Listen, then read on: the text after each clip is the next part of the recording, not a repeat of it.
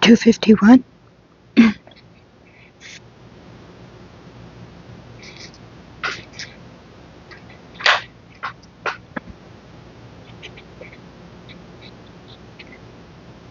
I had known about them and been perplexed about them before our unexpected meeting on the board bunks of prison. First, there had been the leaflets, repeatedly soaked through, dried out, and lost in the high grass, uncut for the third year of the front line strip near Orel. In December 1942, they had announced the creation in Smolensk of a Russian committee, which apparently claimed to be some sort of Russian government, and yet, at the same time, seemed not to be one. Evidently, the Germans themselves had not yet made up their minds. For that reason, the communique seemed to be a hoax. There was a photograph of General Vlasov in the leaflets, and his biography was outlined. In the fuzzy photograph, his face looked well-fed and successful, like all our generals of the new stripe. He told me later that this wasn't so. The Vlasov face was more like that of a Western general, high, thin, with horn-rimmed glasses. His biography testified to a penchant for success. He had begun in a pleasant family in 1937, and in 1937 had not broken his skyrocketing career, nor was it ruined by his service as a military advisor.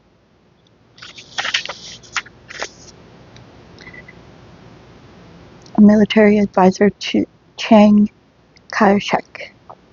The first and only disaster of his early life had occurred when his second shock army, after being encircled, was ineptly abandoned to die of starvation.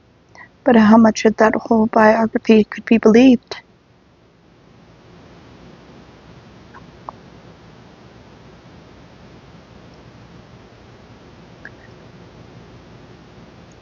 From his photograph, it was impossible to believe that he was an outstanding man, or that for long years he had suffered profoundly for Russia. As for the leaflets reporting the creation of the ROA, the Russian Liberation Army, not only were they written in bad Russian, they were also imbued with an alien spirit that was clearly German and, moreover, seemed little concerned with their presumed subject. Besides, on the other hand, they contained crude boastings about the plentiful chow available and the cheery mood of the soldiers. Somehow one couldn't believe in that army. And if it really did exist, what kind of cheery mood could it be in? Only a German could lie like that.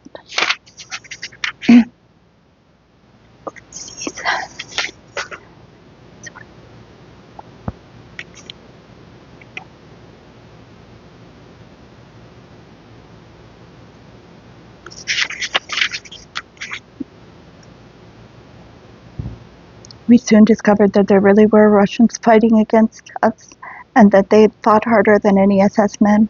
In July 1943, for example, near Orel, a platoon of Russians in German uniform defended Sobakinskaya Vyselki. They fought with the desperation that might have been expected if they had built the place themselves. One of them was driven into the root cellar. They threw hand grenades in after him, and he fell silent. But they had no more than stuck their heads in.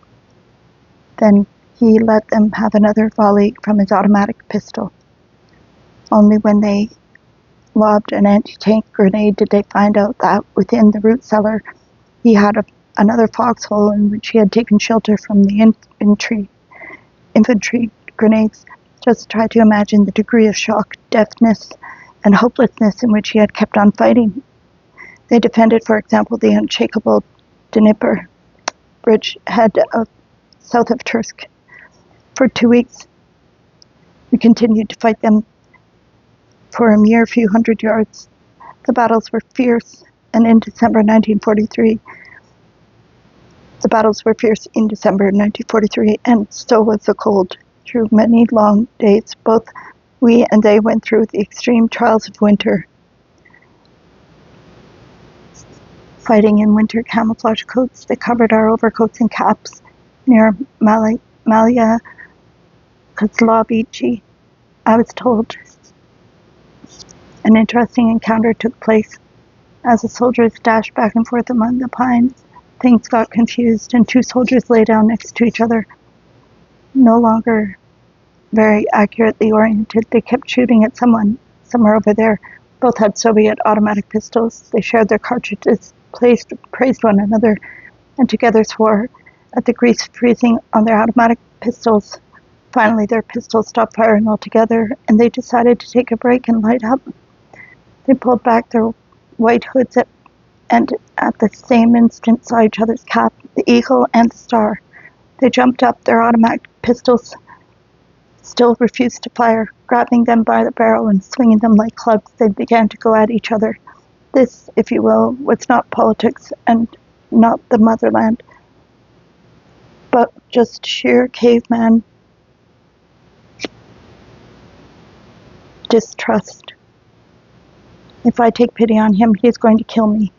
In East Prussia, a trio of captured Vlasov men was being marched along the roadside a few steps away from me. At that moment, a T-34 tank thundered down the highway. Suddenly, one of the captives twisted around and dived underneath the tank. The tank veered, but the edge of its track crushed him. Nevertheless, the broken man lay writhing, bloody foam coming from his mouth, and one could certainly understand him. He preferred a soldier's death to being hanged in a dungeon. They had no choice. There was no other way for them to fight. They had no chance to find a way out to safeguard their lives. By some more cautious mode of fighting, if pure surrender was considered unforgivable treason to the motherland, then what about those who had taken up enemy arms? Our propaganda in all its crudity explained their conduct as 1, treason. Was it biologically based, carried in the bloodstream? Or 2, cowardice, which it certainly was not. A coward tries to find a spot where things are easy, soft, safe, and men could be induced to enter the Wehrmacht. Vlasov detachments only in the last extremity, only at the limit of desperation, only out of inexhaustible hatred for the Soviet regime, only with total contempt for their own safety, for they knew they would never have the faintest glimpse of mercy. When we captured them, we shot them as soon as the first intelligible Russian word came out of their mouths.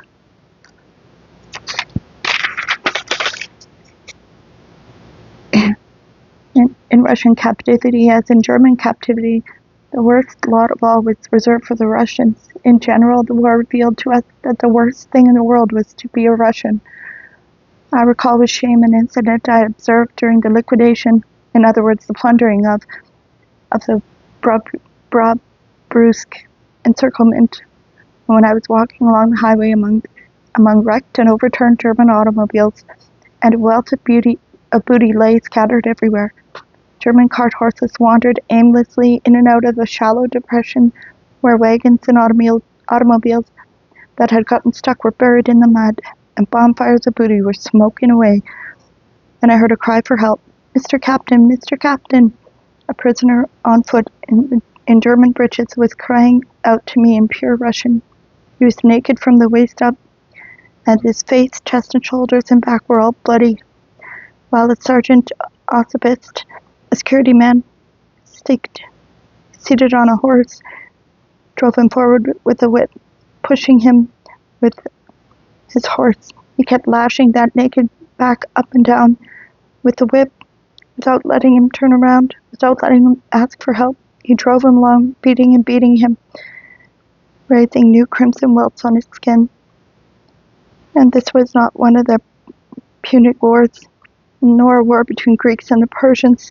Any officer possessing any authority in any army on earth ought to have stopped that senseless torture in any army on earth. But in ours, given our fierce and uncompromising method of dividing mankind, if you are not with us, If you are not our own, etc., then you deserve nothing but contempt and annihilation. So I was afraid to defend the Vlasov men against the Ossipist. I said nothing, and I did nothing. I passed him by as if I could not hear him, so that I myself would not be infected by that universally recognized plague. What if the Vlasov man was indeed some kind of supervillain, or maybe the Ossipist would think something was wrong with me, and then, or putting it more simply, for anyone who knows anything about the situation in the Soviet army, at that time, would that Ossipist have paid any attention to an army captain? So the Ossipist continued to lash at the defenseless man brutally, and drive him along like a beast. The picture will remain etched in my mind forever. This, after all, is almost a symbol of the archipelago. It ought to be on the jacket of this book. The Vlasov men had a presentiment of all of this. They knew ahead of time. Nevertheless, on the left sleeve of their German uniforms, they sewed the shield with the white, blue, red edging, the field of St. Andrew, and the letters ROA.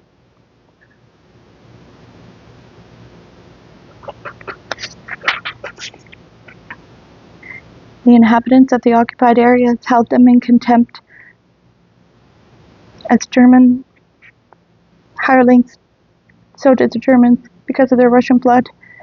Their pitiful little newspapers were worked over with a German censor's broadsword, Greater Germany and the Fuhrer. And the Vlasov men had one way out of all that, to fight to the death.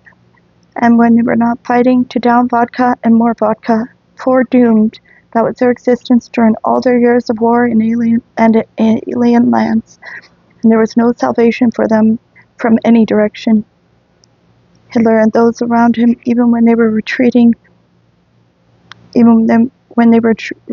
on every front and were staring their own destruction in the face, could still not overcome their intense distrust of wholly separate Russian units. They could not bring themselves to organize divisions that were entirely Russian, to allow even the shadow of a Russian that was not totally subject to them. Only in the crack of the final debacle in November 1944, with a belated theatrical production at last permitted in Prague, the creation of a committee for the liberation of the peoples of Russia, combining all the different national groups, and a manifesto which, like everything that had preceded it, was neither fish or fowl, since the concept of Russian independence of Germany and Nazism was still not tolerated. Vlasov became chairman of the committee, and only in the fall of 1944 did they begin to form Vlasov divisions that were exclusively Russian. Probably the wise German political leaders had concluded that this was the point that Russian workers in Germany, the Ostovsky, would rush up and take arms. But the Red Army was already on the Vistula and the Danube, and ironically, as though to confirm the farsightedness of the very nearsighted Germans, those Vlasov divisions, in their first and last independent action, dealt a blow to the Germans themselves. In the general disaster, Vlasov gathered up 2.5 divisions near Prague with the German Supreme Command. It became known at this point as SS General Steiner was preparing to destroy the Czech capital rather than surrender intact, and Vlasov ordered his divisions to the aid of the Czech rebels. And at that point, all the hurt, bitterness, and anger against the Germans had accumulated during 3 cruel and futile years in the breasts of enslaved Russians was vented in the attack on the Germans. They were shoved out of Prague from an unexpected direction. Did all Czechs realize later which Russians had saved their city? Our own history is similarly distorted. We claim that Prague was saved by Soviet armies, although they couldn't have gotten there in time.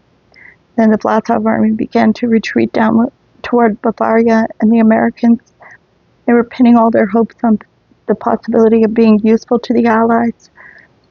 In this way, their years of dangling in the German noose would finally become meaningful, but the Americans greeted them with a wall of armor and forced them to surrender to Soviet hands, as stipulated by the Yalta Conference. In Austria, that May, Churchill perpetrated the same sort of act of a loyal ally, but out of our accustomed modesty, we did not publicize it. We turned over the Soviet command, the Cossack Corps of 90,000 men.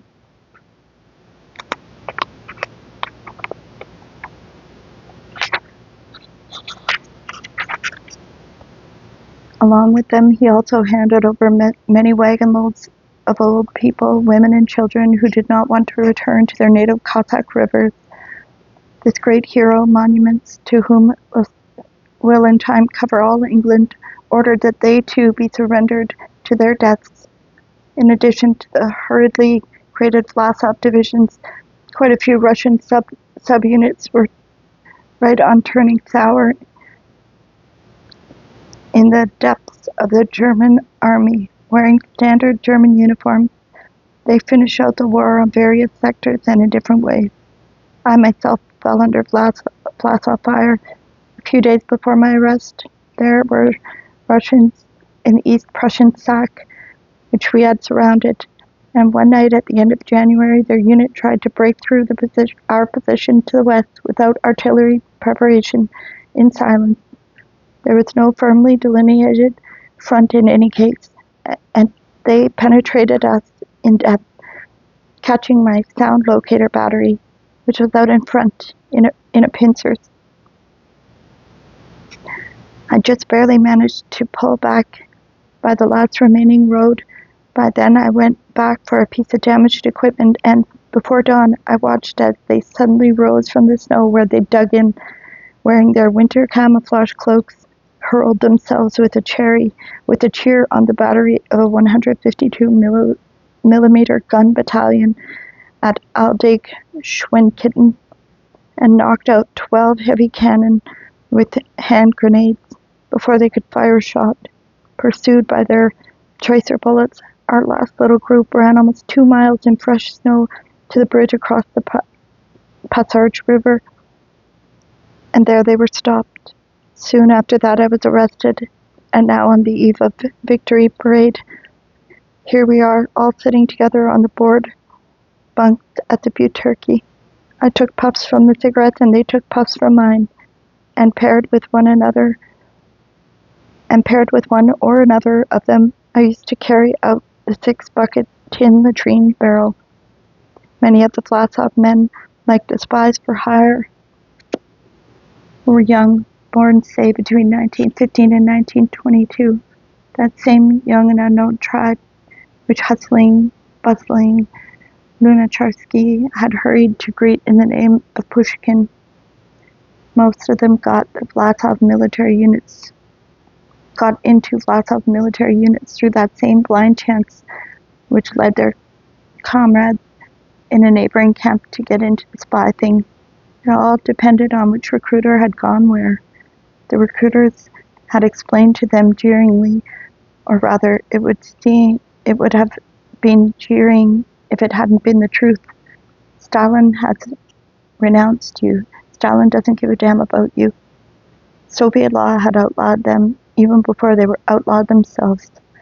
So they signed up, some of them simply to get out of a death camp, others with the hope of going over to the partisans, and some of them did, and fought side by side with the partisans. But according to Stalin's rules, that didn't soften their sentences in the least. However, in the case of some, the shame of 1941, that stunning defeat after long, long years of braggadocio, ate at their heart. Some believed that the primary guilt for those in human POW camps belonged to Stalin. They too wanted the chance to speak out about themselves and their awful experiences, to affirm that they too were particles of Russia, and wanted to influence Russia's future and not to be the puppets of other people's mistakes. But fate played them an even bitterer trick, and they became more abject pawns than before. The Germans, in their shallow stupidity and self-importance, allowed them only to die for the German Reich, but denied them the right to plan an independent destiny for Russia. And the Allies were 2,000 versts away, and anyway, what kind of allies would they indeed turn out to be? The term Blasovite in our country has the same force as the word sewage. We feel we are dirtying our mouths merely by pronouncing it, and therefore no one dares utter a sentence with Blasovite as its subject. But that is no way to write history. Now, a quarter of a century later, when most of them have perished in camps and those who have survived are living out their lives in the far north, I would like to issue a reminder through these pages that this was a phenomenon totally unheard of in all world history.